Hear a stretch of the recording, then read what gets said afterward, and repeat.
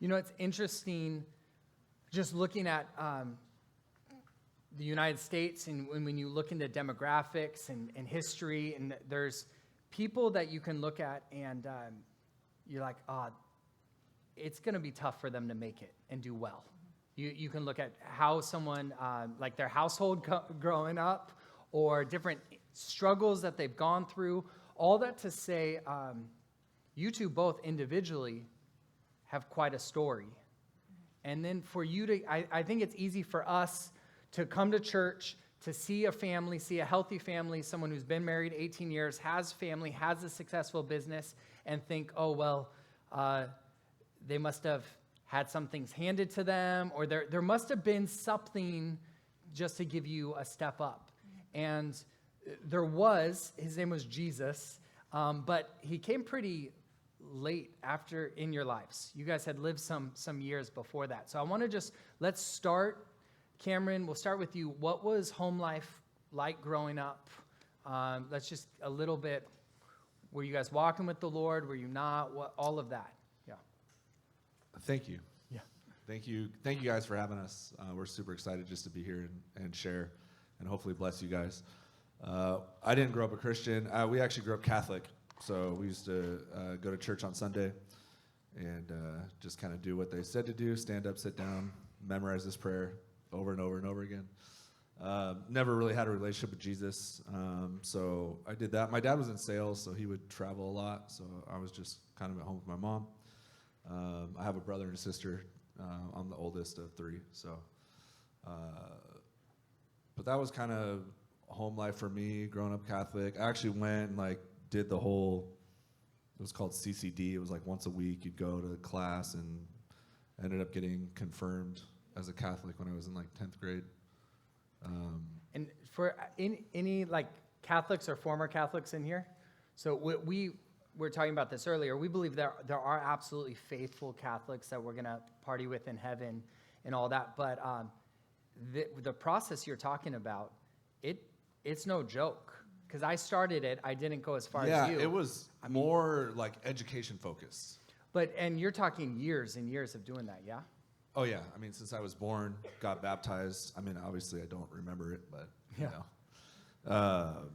But yeah, years and years. Since I was born until I was 17, probably. And so this whole time 18. You're going through these classes, you go once a week, but relationship-wise, no relationship. They didn't really teach you that you could have a relationship. So it was really just studying like any other subject. Here's your book, read the book, take a test, on to the next kind of thing. And your parents at this time, are they active? Is there any sign of real faith beyond that, just in the household and every other way? No, I think it was just growing up, it was just what you did. You went to church on Sunday, and that was it. Okay. So other than church on Sunday, there was really no other involvement. Yeah. How about you, Tasha? I grew up in a broken home. My parents were divorced when I was very young. I had an abusive stepmom, and my dad was a drug dealer. And so no Christianity, no, I don't know, that's just like the PG version. Which, if we go a little deeper, because your parents got together, had you and your twin sister. Yes. And then... You guys know her twin sister, Rihanna? Yeah. They look a lot. Yeah. My parents, my mom was 17 and got pregnant with twins. So she was very young, one night stand. They met and then had another one night stand when they went to go sign divorce papers, and then got pregnant with my brother. So starting off, not a ton of security there. No, none at all. And for the next quite a few years, your mom, what was that like? Was she in the picture, out of the picture? In and out. Sometimes she would say she'd come pick us up and then not show up. It wasn't until later in life that she, really until I became a Christian, that she started coming to church, and I got to have a relationship with her before she died. So, yeah. And that, spoiler alert, that was a couple decades. Yes. Yeah, that was a it while. was. Yeah, it was 6 weeks before we got married. So, but I did get to have a relationship with her eventually. It just later in life, I think I was 22 eventually. So, yeah. And then you said your dad, he got remarried. He or never got married. No, they just were together for so long that it was domestic partnership. So That's with your stepmom. Yeah, and then he was gone a lot too, worked many different jobs, and he dealt drugs, grew pot in our house, and dealt it to all of my friends and me. And he was known at Helix and Grossmont High School as the guy with the best weed. And so The cool dad. the cool dad. And pretty much trained me to be just like a friend to him. Yeah. So no real father figure. What was Christianity like, or what was your knowledge of Jesus? My sister had been going to church. She went towards the straight edge kids, knew that getting good grades was a good thing to do. Do you guys know what straight edge is? Like Come on. straight, It was like a straight and narrow. Yeah. But there's like the Yeah, it scene was and the the scene, straight. yeah. I mean, there was a thing. Yes, Later on, it was I'll a tell thing. you more. But This ages me. so how old was she when she started going?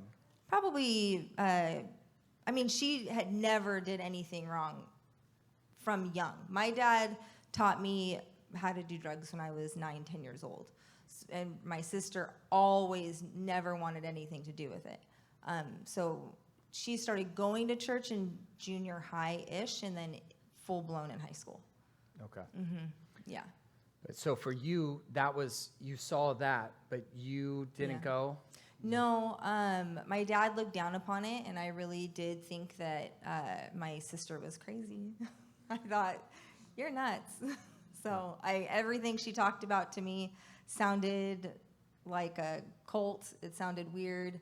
I could not fathom the idea of somebody like that you couldn't see, and to me, it just seemed like a weak thing, Yeah. you know. So yeah. So before things get good, they get pretty bad. Yeah. Cameron, why don't we start with you? You get confirmed. You're taking all those steps, but there's no real relationship with the Lord. And then what happens? What is the start of the start of my downfall? Yeah. I remember getting so mad because I was, first of all, I didn't want to go to church when I was growing up. I was forced to. I didn't want to do this CCD thing once a week because I felt like it was a waste of time. So I did all these days and all these years to finally get confirmed. And basically, I think the only thing you get when you're confirmed is you can partake in communion. You get the wafers and the wine. So that's what I worked hard for 10 years or whatever. But I remember right at that time after I got confirmed, my parents decided they were going to switch churches. And I was like, oh, perfect. I just put in all this time and effort to do this, and now you want to go somewhere else. So now I just wasted a bunch of time. Come to find out, they actually ended up coming here. Somebody that my dad did business with invited them to their home group, and that's kind of how they got plugged in here. But by the time that happened, I was in high school. I was turning 18, and they were just kind of like, hey, we're not going to make you do this new thing with us. You're an adult now. You can make your own decisions. And I was like, perfect. I'm not going to church. So that was, that's what I did there. I don't know how much more you want me to. Yeah, we can keep going. So what did you do? Okay, so I stopped. Yeah. So I stopped going to church, and then I'm a very all or nothing person. So I have a very addictive personality. I know this about myself, so I have to be careful what I get into because I do things 100% all the way. As Dave Hoffman would say, full tilt boogie, right? Yeah. I got my mind on something, I'm going to do it. And so when I was growing up, I remember my parents always were my dad, don't do drugs, don't do drugs. Drugs are bad, don't do this. And so I was like, I'm never going to do drugs. I'm going to save myself for marriage. I don't know why, just even not even being a Christian, I think I just grew up with conservative values and kind of knowing that kind of stuff. And so I had no real intention of sleeping around or anything like that. And I remember thinking all right, I'm not going to do that stuff. And then one day I found out that my dad was smoking pot. And then I'm just like, well, you hypocrite. You're telling me not to do this stuff, but you're doing it behind my back. And so at that point I was like, screw it. Like, can't be that bad if he's doing it. So that's kind of when I got into, so in high school I kind of got into pot and drinking a little bit. So that's how that kind of came about. Stopped going to church and then got into like that kind of stuff. We're going to get to it because that starts, but it just builds in your life. Yeah, that was the beginning because like I said, I'm very focused when I get focused on something and I'm like all in. And so when I got like knocked off that path of like, you think your life is going to look one way and you're planning for it to go down a certain road and then something happens that just completely takes you off course. Yeah. And that's what happened at that time with that experience. It was just like, okay, well, now I'm going to do stuff different. So then at that point, not going to church and then finding out that my dad was on drugs and that, I was just kind of like, all right, you know, I'm going to party now. I'm going to start chasing after girls. I'm going to start basically going after what the world said was desirable, right? Cars, girls, like parties, all that kind of stuff. And when I say cars, you guys, you know, when I was 16, there was a racing scene here in San Diego. So I had a little race car that was all raced out. We used to go to street racing before when it was legal, I guess. So I don't know that it was ever legal. well, it was illegal, but not. Yeah, you're right. Actually, side story. One time I was street racing because we always went at like midnight, 1 a.m. We'd go up all these like because areas. it was legal, you know. Yeah, because it was legal.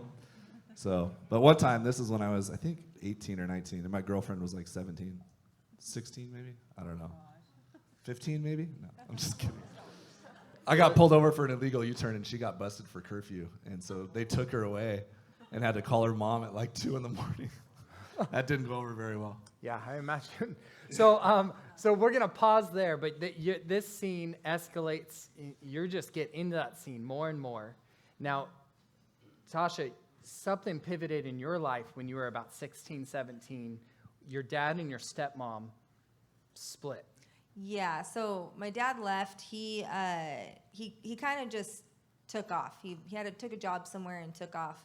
At that time, I had, like I said, my dad kind of treated me like a friend. So he told me about all of his affairs and just the different women he would cheat on my stepmom with. And when he left, my stepmom found out that I knew all these things about my dad. So she kicked me out of the house and told me I wasn't allowed to, couldn't stay there anymore. So junior year of high school, I left. But like she literally kicked you out of the house. Yeah. I was not allowed to come physically. back. Yeah, basically. I had a backpack. I was allowed to take nothing. And then I ended up staying with friends on couches for a few months. Found a girl that a family friend who didn't agree with my stepmom's treatment of me and offered to have me stay because she was going through a divorce, and so she worked nights, and I got to stay and babysit her kids at nighttime. And then during the daytime, while she slept, I got to use her car, and I would drive her kids to school and stuff. But then I got a car, so I was able to go to school and finish high school. Is it all while you're in high school? All while I'm in high you got to school, yes. figure it out on your own. Yeah. And there were a series of relationships that you had that kept looking promising, and then just completely. So can you talk first about the family that was going to take you in? Oh, yeah. So when I was a freshman, I met a boy that he went to a different high school, but his family went here. And, gosh, I thought I was going to marry this guy. Like, we were in love, and I was with him until junior year. Like I said, he went to a different high school, so we didn't see much of each other throughout the weekdays, but every other week we would come here, and I kind of straightened myself out at this point. I had been drinking, smoking, and everything all the way up until my freshman year of high school. And I kind of cleaned myself up for him because he appeared to me to be like a straight edge kid. So he surfed, I surfed, he skated, I skated, you know, you kind of just like morph into the people that you like. So about my junior year of high school, I found out that he was lying to me about it all, that he was on drugs. He would do coke at parties, and he drank. He actually showed up to my friend's birthday party drunk and hit me, left some bruises on me, and I had to call the cops. His parents had me call the cops on him, and it just shattered me.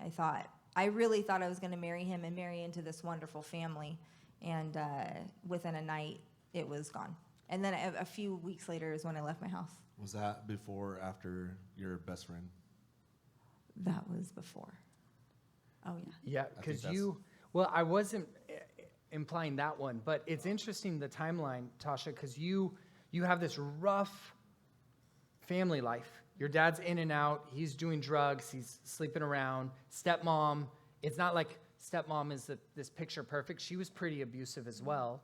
Then you meet this guy who's a Christian, and everything looks good. There's 2 years of investment, and then you realize it's all a facade. Mm-hmm. Right as that ends, you get kicked out because of this, really the sins of your father. And then, so you're fending for yourself, you're figuring it all out. And then there's your best friend who's going to take you in. Yeah, so right after I graduated high school, which I barely graduated. I graduated high school because Rihanna made me. I didn't care to graduate high school. I thought, it's fine, it's a piece of paper. And Rihanna was like, you are getting that diploma and you are walking. I don't care what it takes. So I barely graduate high school. And then my best friend at the time, her parents found out that I was kind of bouncing back and forth from other people's houses, and they offered to take me in. And the weekend that I was, I left for LA for something, and then they were going to go on a river trip. And when they came back, I was going to move into her parents' house. And that weekend, she tragically died. So my friend was on a boat, didn't have a life vest on, and hit a wake and drowned. So all of a sudden you have a second. There's hope. There's something there. Yeah. And then she dies. Yeah. And she dies, and you say for the next 4 months. Yeah, there's about 4 months that I have no recollection of things. I have heard stories from people. I took a lot of drugs, drank a lot, showed up to work, drunk a lot. I really don't know a lot of this 4 months of my life that just is kind of a blur. And I think when you deal with trauma, you deal with the difficulty of not having that secure home life. Mm-hmm. And there's a few different paths you can take where you just own all the shame, or you own all the guilt, but for you to have hope and then it gets crushed. And that guy claiming to be a Christian had that. Then you have hope, and that doesn't work. And each of these times, you were telling me that Rihanna's going to church. Yeah. So you're not far, and even you would come at certain times. It's like you're almost welcome to the idea, and then all of a sudden something happens, and you just fall back into the trouble of it all. Yeah. And then there comes a time when you meet another guy. Yeah. And this guy is once again a Christian, or at least this is what we think. And this relationship is deeper. Can you tell us a little bit about this? Because now you're 18. Yeah. And it seems like, all right, maybe this is the way out. Yeah. So when I was 18, I met another boy. He was well-spoken. He didn't have any tattoos. He looked clean-cut. Again, looked straight edge to me. I was introduced to him by my sister at the time, her ex-boyfriend who had gone to College Avenue. So he was raised in a Christian home, and he just seemed like a really nice guy, and he pursued me. The day that he asked me on a first date, he shows up to my house. I had a bad day, and so I decided to smoke a bowl and drink about half a bottle of vodka. And so when he showed up, I opened the door and I passed out. And he took care of me. I woke up the next morning to him, still there, and pretty much he had said, if this is going to happen, that can't happen again. I don't do this pot smoking thing. I don't do the drinking thing, and you need to not do those things. And I just thought, oh, this seems like a nice guy, and he cares about me. So, okay, I won't do it anymore. And I don't think I've ever been drunk since. No, I haven't. I could say that. I think. I have not been drunk since. That was 18. Yeah.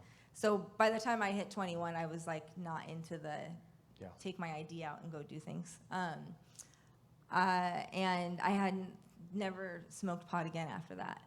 But shortly after him and I started dating, I found out that he had a very mean streak, and he became abusive. So, and I dated him till I was 22. So for 4 years, I was in a very physically abusive relationship. You were telling me he would hit you, shove you down. Yeah. You hit your head. One night after leaving the flood he would take me to the flood because his friends were there. I still wasn't a Christian at the time, but he got mad at something and ended up pushing me down, and I hit my head on the concrete outside. Outside of the college group. Yes, outside of the college group.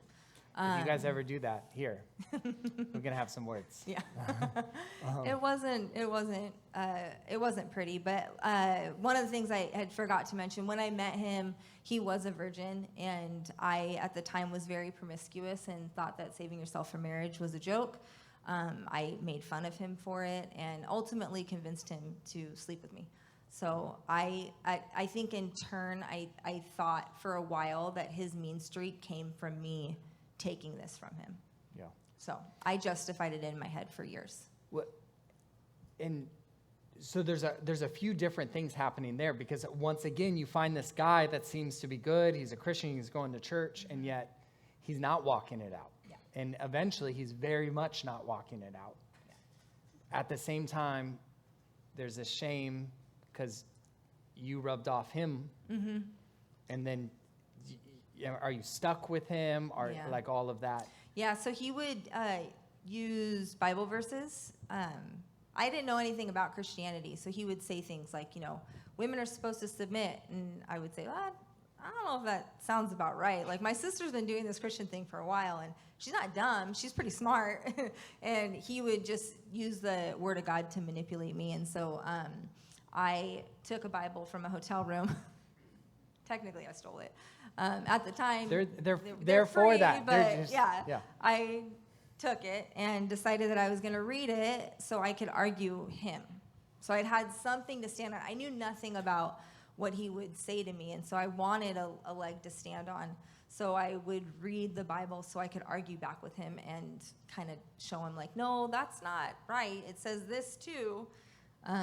Which is interesting, because it's a different level of dysfunction. It's a different level of unhealthiness. And so you're in this relationship for 4 years. Yes, 4 years. And so I want to pause there.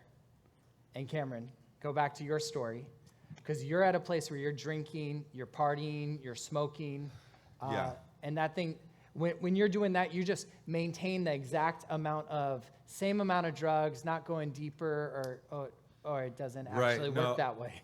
Yeah, well, I kind of had just like a set, routine. You get in your habits, you get your addictions, and so chasing after everything that the world was offering, I was smoking pot and drinking and, racing cars. So then I got a girlfriend that was like, I felt like I kept like gaining status like with the world as like I would get up on these things, and so I always went after like, the girl that everybody else wanted, because I wanted to, You have to say her occupation?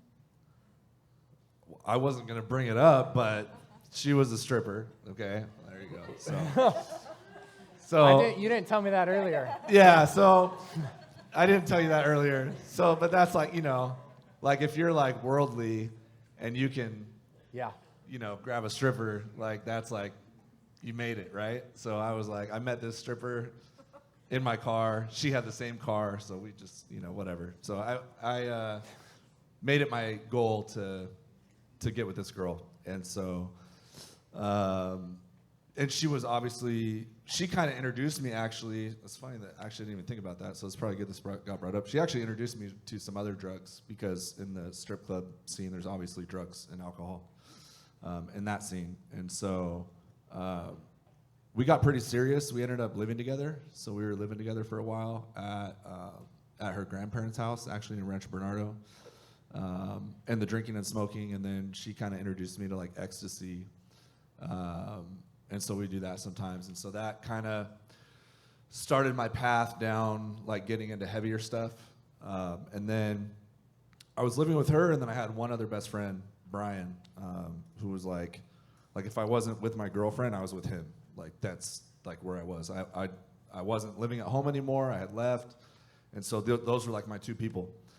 And then at basically like probably within like a month of each other, I lost both of them at the same time. So my best friend Brian decided that California was too expensive. His hours were getting cut and wanted to move out to Idaho with his dad.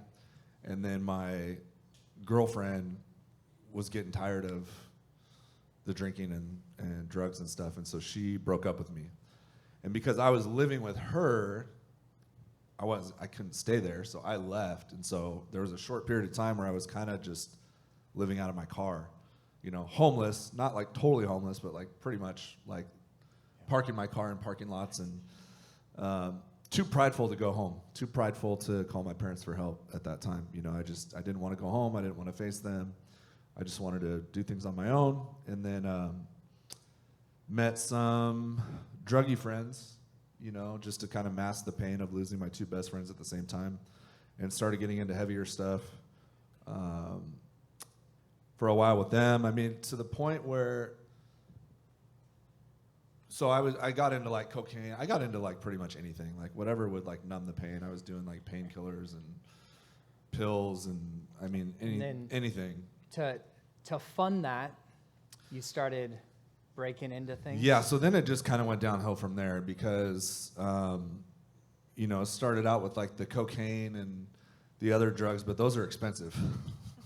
It's an expensive habit, guys. You don't know. Don't do it. I hope you don't know. Don't do it.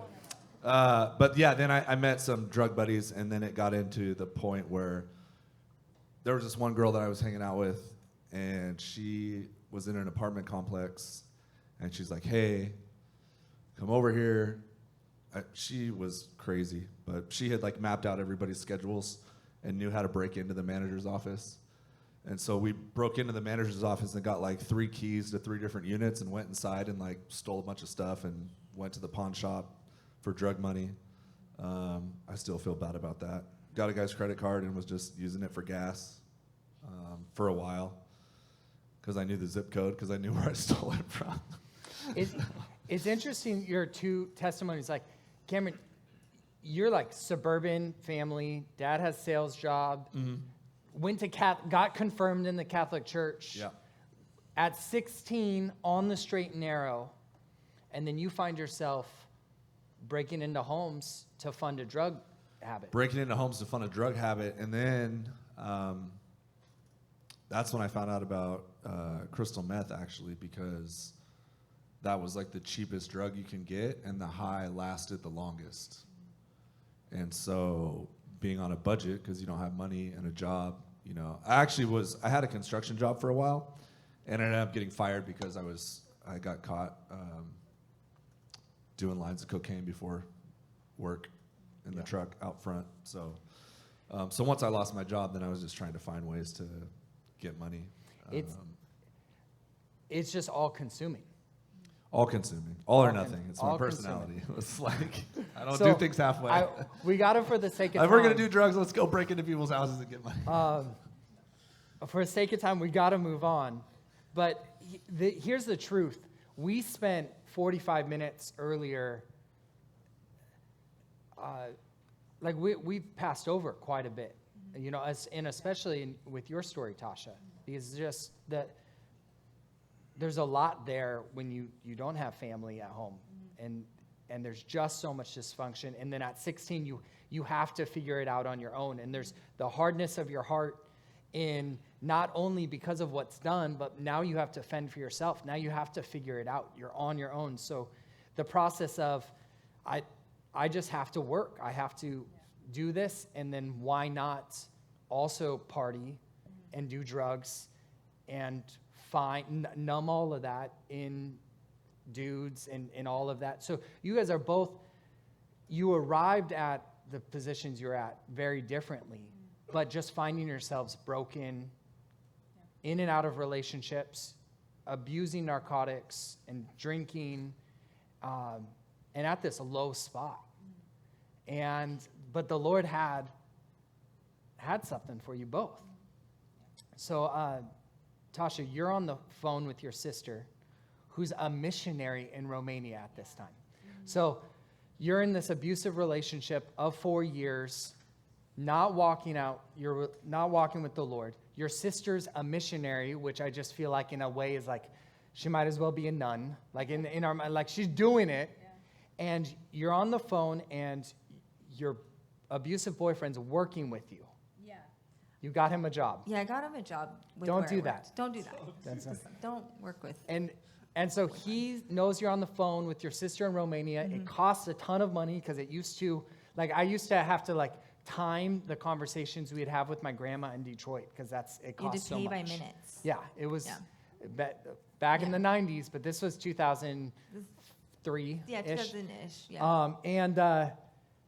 And your boyfriend starts yelling at you at your workplace because you're spending money on the phone. Yeah. What happens? My money. Yeah. I paid for the phone calls.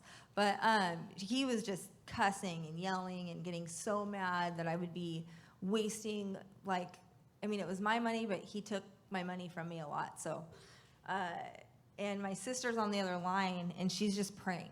I just remember her just praying over me and telling me, like, he's lying. The things he's saying aren't true. Like, God, show her, tell her, protect her. And it was the first time, one, that anybody had prayed, that I heard anybody pray for me or over me or anything like that. And also the first time where I was like, he's close to me like this, yelling while my sister's on the phone. And it was like his words for the first time didn't actually like penetrate. Like, so when somebody's yelling at you, like you can actually feel physical pain. And that's how it used to be with verbal abuse, emotional abuse, physical abuse. It's like you feel it all. But while she was praying, it was the first time that he was just, going at me, and I wasn't hurting from it. And I can only attribute that to the fact that my sister was actively praying over me, which just stuck, And so that leads to another prayer of just you in your bedroom, right? Yeah, so I had got to the point where we had been dating almost 4 years, and people started to ask me about marriage, and that freaked me out. I really do believe that if I stayed with him, I would have probably ended up committing suicide, or I was having suicidal thoughts around that time anyways. I really hated life, so I really thought, like, if I stay in this, I will die. And the thought of doing those fights every day, like, it just would have been too much to handle. So I got really sick, and he basically had said, because I was sick and not of any use to him, that he was gonna, basically was like, call me when you're better. You're of no use to me. So for 2 weeks, for the first time in 4 years, for 2 weeks, I didn't hear from him, and I had 2 weeks of just solitude. And at that time, I had been introduced to some girls from the church from here, and they reached out to me. They would text me and say that they were praying for me. Nobody knew about the abuse that I was suffering behind closed doors. But during that time, I remember still reading the Bible because I still wanted to be able to argue. And I decided to pray for the first time, and I prayed and asked the Lord, like, what I should do and what it means, like what is this all about. And God spoke to me, and he told me that you've been without him for 2 weeks and you're okay because he's not who you need. I am who you need. And the next day, I told him, I saw him at work and told him that I just wanted 30 days of no contact with him. I even had to go to my boss and tell my boss like that he needed to be kept on the other side of the office building and really no contact. I started opening up a little bit about the abuse and stuff. So I went 30 days without speaking to him. And during that 30 days, I started doing ministry here at the church, started meeting friends. I had friends for the first time in my life, really, and started going to the college group. And in that college group, one of those nights, you're in the back, and you're just at that rock bottom. Yes, it was. The next day I was set to meet with the man I was dating, and was going to make a decision whether I was going to continue my relationship with him or not. He had promised to stop doing all the things and said he was going to go to counseling and stuff like that. And I was in the back room. Mark had given a message on surrendering things to the Lord. And the whole time he's talking, I'm just thinking in my head, like, I know what God wants me to do, but I can't do it. I don't know if I could do this. And the worship started, and I basically ended up hearing the Lord in my head tell me, he is not for you. You need to surrender him to me, and I have something better for you. So lay him down and, receive what I have for you. And I just, in my head, was like, okay, but no, thank you. I don't want it.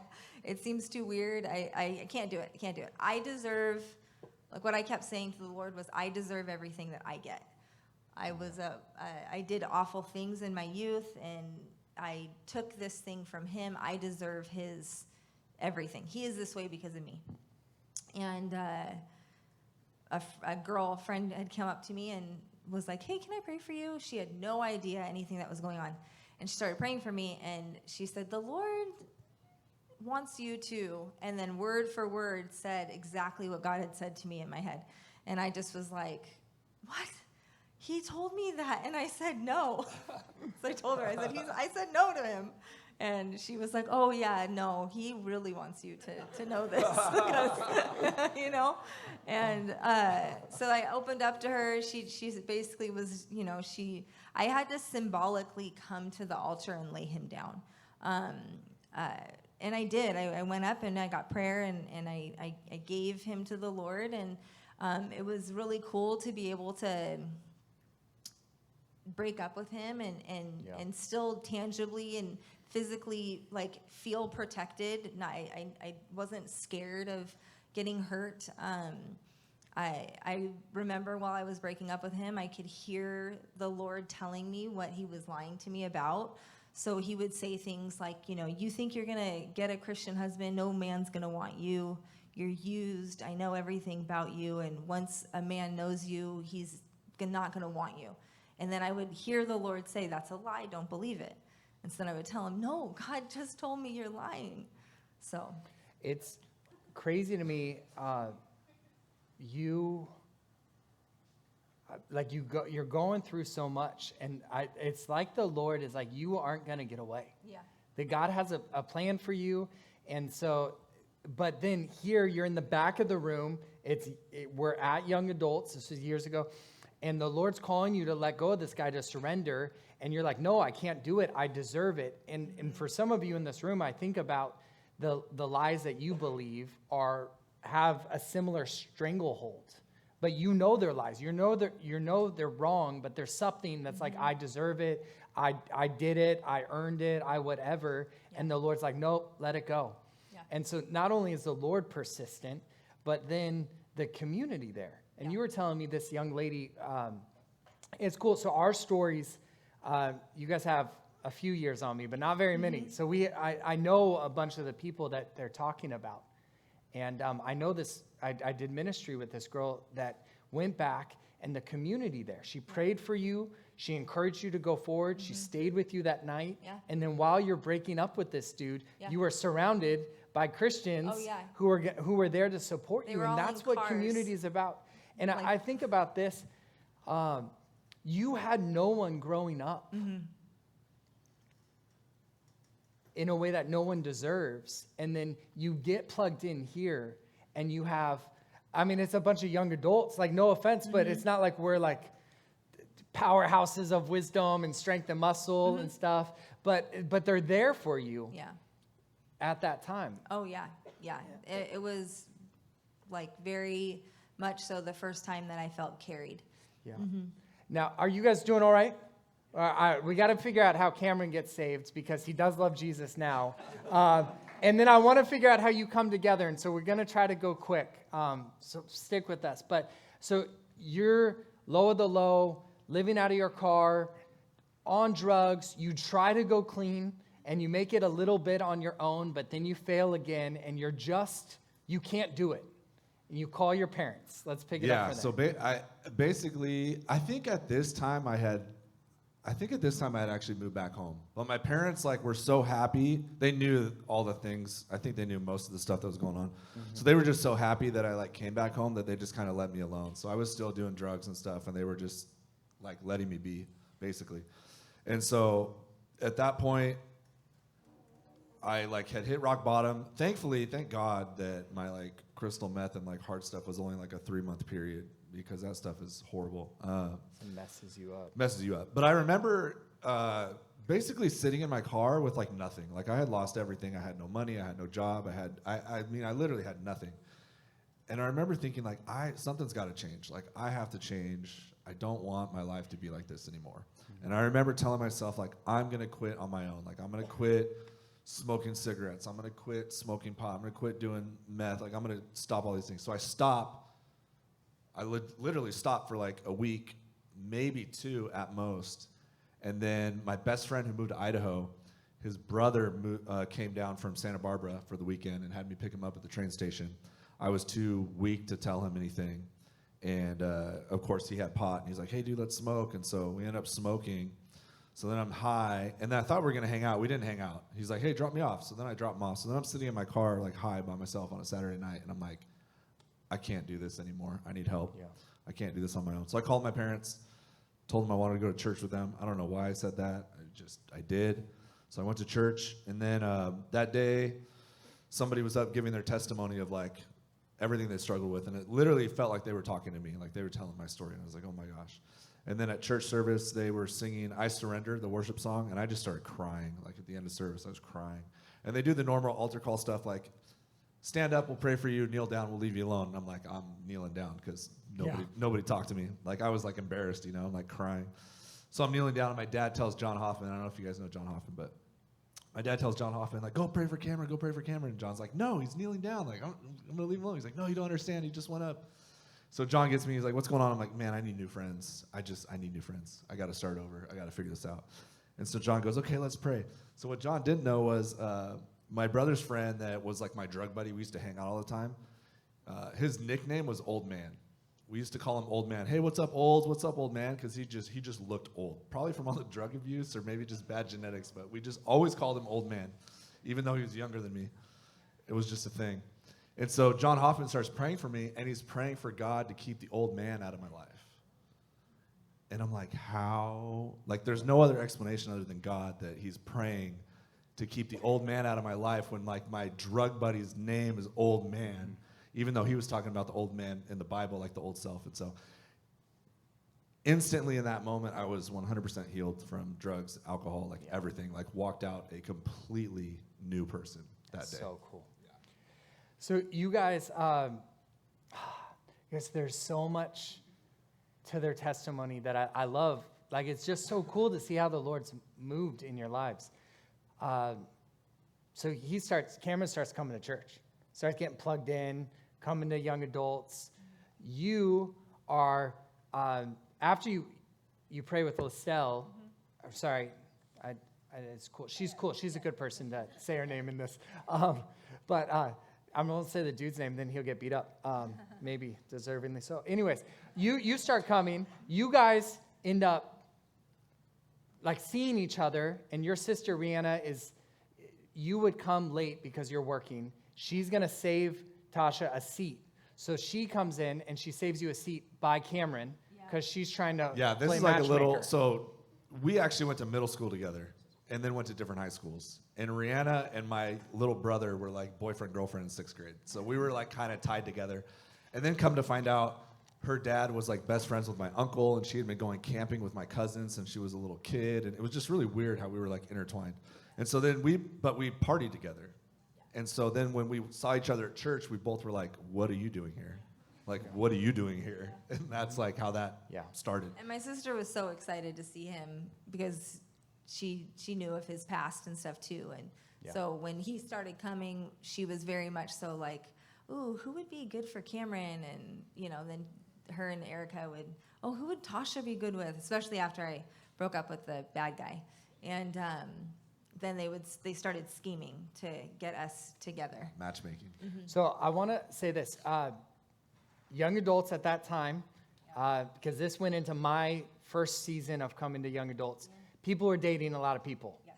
And but they wouldn't leave young adults after they broke up, which there's something to be said about that, people. Stay in the community, you know, they join together. Yeah. But there was like a little bit of, it was kind of weird. Yes. There were a bunch of, I'll tell stories later. A lot of hopping around. I didn't want to date anybody that had dated anybody else.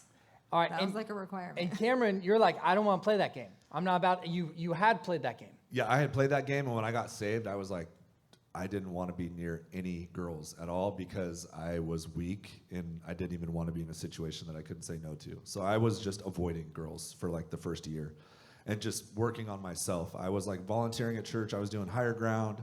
I was doing youth venture. I was going to home group. I was going to the young adults group. Anything and everything. I think I was at church probably like 5 days a week.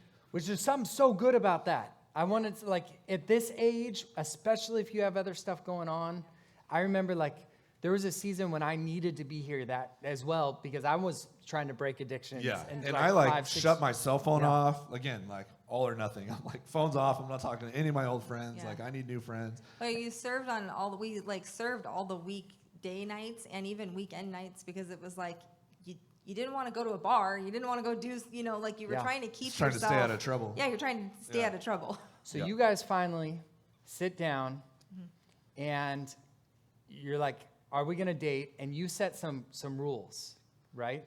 Yeah, so Rihanna, her sister, just kept bugging me, like, you know who would be great? Tasha. You know who would be great? Tasha. I'm like, oh my gosh, Rihanna, leave me alone. Like, what? Stop it. Like, why are you doing this to me? And she's like, well, because I think you're the only... Tasha's painter. She's like, I think you're the only one worthy of my sister. And I was like, all right, I guess that makes sense. So her and I would like see each other, and I'd always be like, hey, we should hang out. And she'd go, yeah, you should call me. Oh, yeah. And then I'd see her again. I'd be like, hey, we should hang out. She's like, yeah, you should call me. Like, she would not pursue me at all. Like, I had to pursue her. So finally one day I called her and invited her to church to sit with me.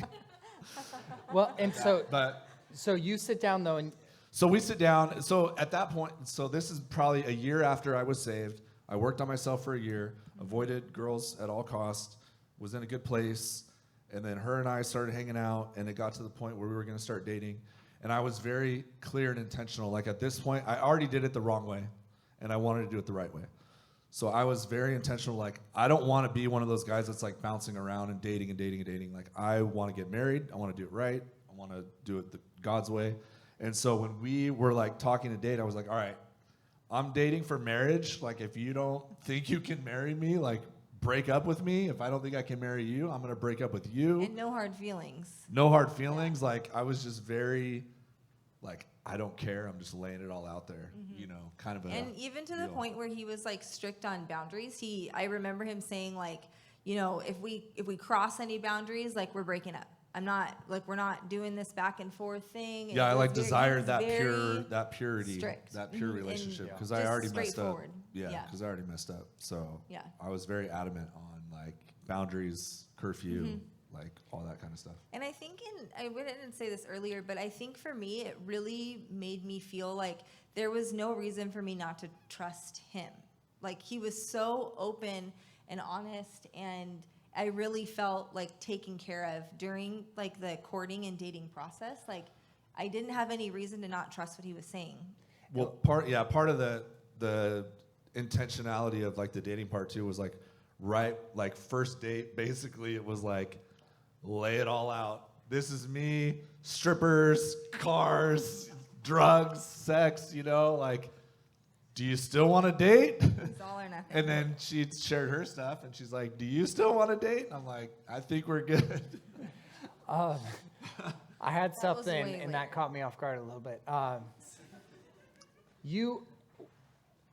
What's interesting about this, for you, Tasha, you had guys that were Christian before, but you had seen him for the past year walking it out. And there's something, like next year, we're still a year away from our DTR series. We do a dating series every other year here at Young Adults. Some of you are new and haven't been here for that, but I love it. I'm like ready for next year.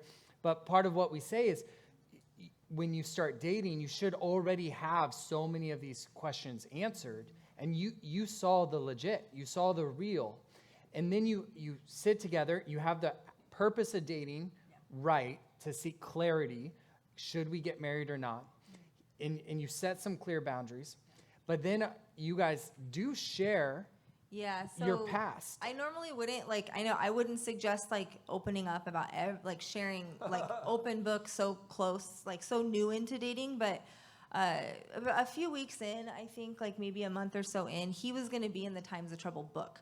And so his testimony was going to come out, and he really wanted to like talk to me about it first before it, going out to everybody. And then he was giving his testimony at home group. And so we decided to sit and share with each other our pasts. Now, so you do this. He shares his story, and but then it's your turn. Yeah. And can you talk about that? Yeah, so I shared with him, and mind you, I'm still, I'm remembering what my old boyfriend had said, no man's going to want you. And I told him everything. I even say Rihanna to this day is like, he knows things I don't know. I'm like, yes, I told him everything. And when I was finished and done talking, it's always hard for me.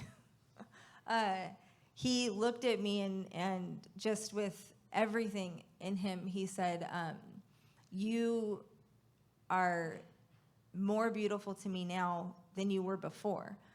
He said that I see you as pure and holy. I see what God has done in your life. And to me, you are pure and holy.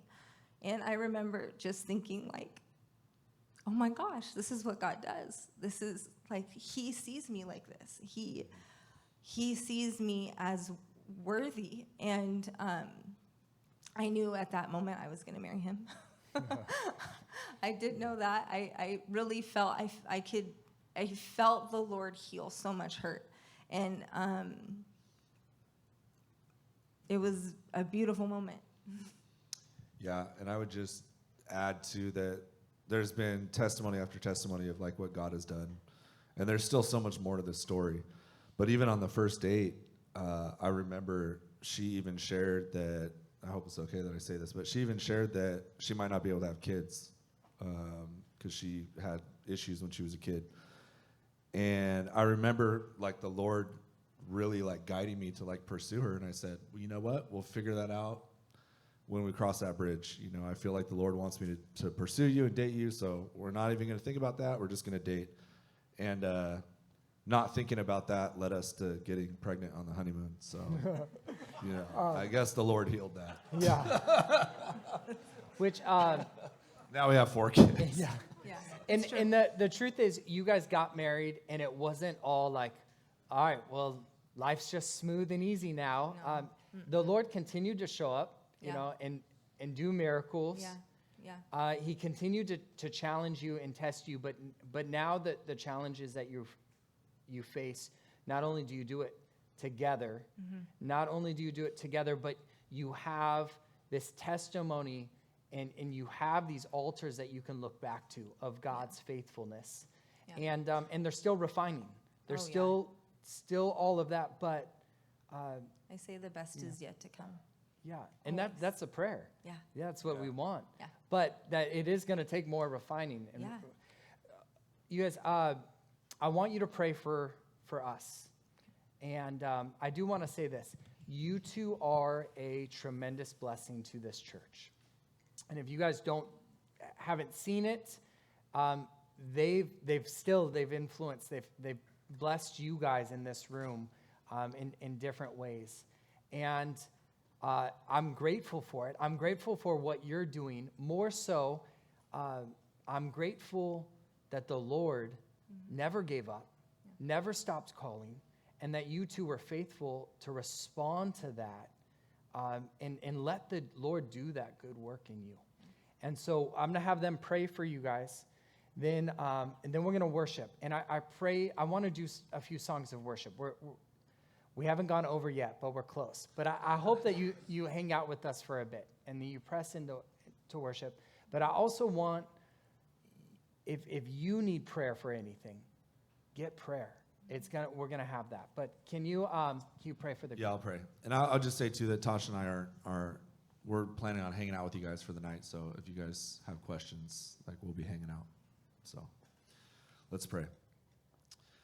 Jesus, thank you for your faithfulness, Lord. Thank you for pursuing us so that we can know you, surrender our lives to you, Lord, and really experience the true blessings that you have for those that surrender to you, Lord, to those that lay their lives down and really follow you, Father.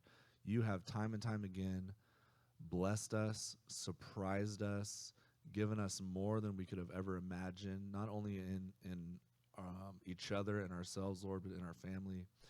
Lord, I pray that everybody here tonight got something from this testimony, Lord.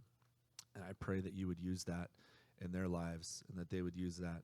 And I pray for encouragement, Lord, that everybody here tonight would be encouraged, knowing, Lord, that you're always there for them. You're always going to be there through the good times and the bad, Lord, that you promise to never leave us or forsake us. And we love you and pray that you are glorified as we worship you right now. In Jesus' name.